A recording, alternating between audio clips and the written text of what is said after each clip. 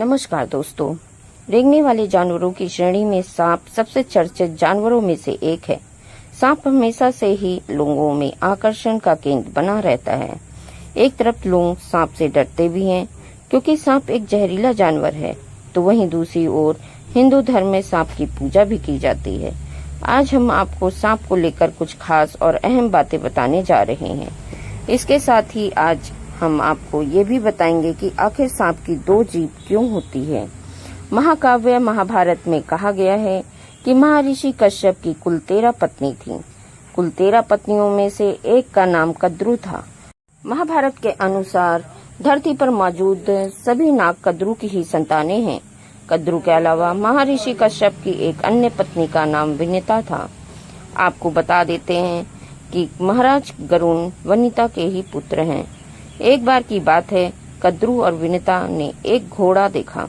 घोड़े का रंग सफेद था, लेकिन कद्रु का मानना था कि घोड़े का रंग बेशक सफेद है, लेकिन उसकी पूंछ काली है। तो वहीं विनिता ने कहा कि घोड़े की पूंछ का रंग सफेद ही है।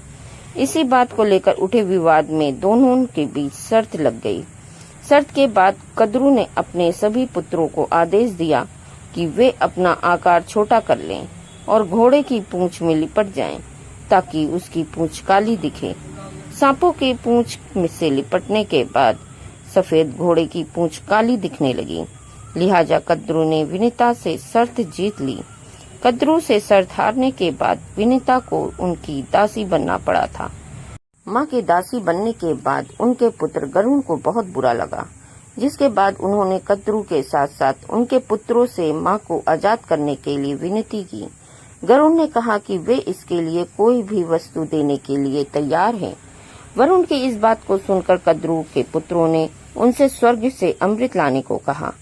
माँ को दासत्व से मुक्ति दिलाने के लिए महाराज गरुण स्वर्ग से अमृत लाकर कुशा पर रख दिया। बता दें कि कुशा एक बेहद ही धारदार घास होती है।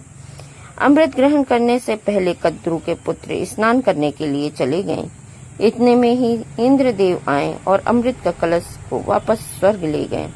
कद्रु के पुत्र ये सब देखने के बाद काफी बेचैन हो गए, जिसके बाद उन्होंने घास को ही चाटने का निर्णय किया, क्योंकि गरुड़ ने अमृत को उस धारदार घास पर ही लाकर रख दिया था।